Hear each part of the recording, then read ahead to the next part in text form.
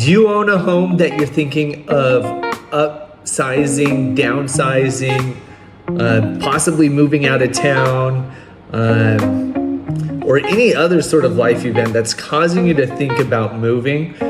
My recommendation, if you own a home, is that you keep that mortgage, keep that property in most cases. Of course, every situation is going to be a bit different, and it will definitely be best for me to understand fully the situation. But in many cases, most of us have interest rates that are hovering around 3% on our mortgages.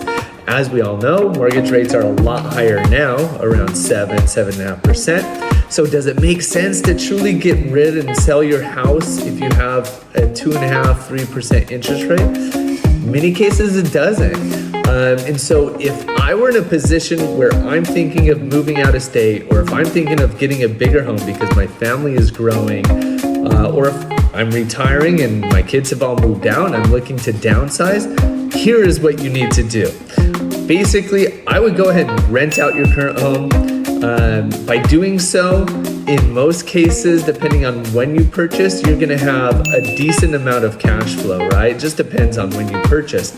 But in many cases, if you've owned that property 10 years plus and you haven't refinanced and so forth, you will have probably $1,000 to $2,000 in cash flow per month that you can be using that for your new property that you purchase, whether it's downsize, upsize, upgrade, move out of town, it doesn't matter, right? And the reason I would do that is because you basically, with that mortgage you currently have on that home, it's almost free money. Let's be real, 2.5-3% interest rate, which a lot of us have.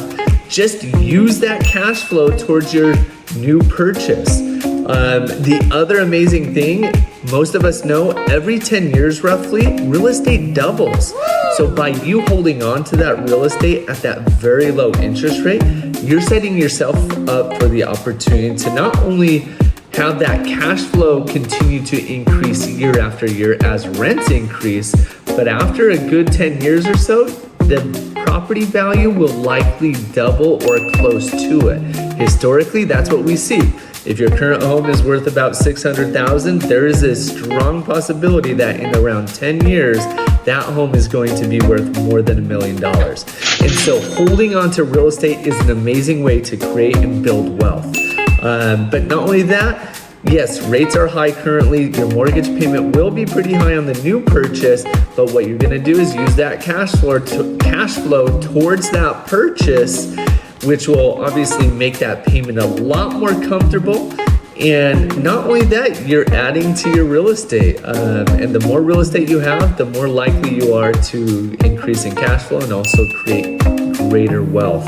And so that is what I would do if you're sitting on the fence, you're thinking about upsizing, downsizing, so on and so forth. This is what you need to do in many cases. There are some situations where, that just doesn't make sense, and I'm going to recommend that, hey, no, you should just go ahead and sell and then go ahead and buy. But in most cases, I'm going to recommend that you keep that mortgage. It's a great rate, and I think that's the way to go. Real estate long-term, holding on to real estate long-term. Very rarely after a 10-year period are you gonna look back and say, dang, I wish I would have sold, because real estate historically is going to double every 10 years or so, and rents obviously go up each and every year. So guys, if you're thinking of buying, keep in mind, yes, rates are higher. Use that cash flow towards it, and rates will come back down a bit. Call me crazy, but I'm pretty sure that's going to happen here eventually. It may be next year, it may be the following. But remember, if you get that high mortgage payment, let's say it starts out at $5,000 a month, which obviously is a hefty mortgage payment. But if rates come down, let's say they come down into the mid fives or something like that, or whatever, it's going to make a significant impact on that payment when you go ahead and refi. So you may have that higher payment for a little bit, but you should be able to refinance it at some point, hopefully sometime in the next 3 to 6 months. It could be a year. We're not sure exactly, obviously. It just depends on the market. I do believe that we will see rates definitely much better next year.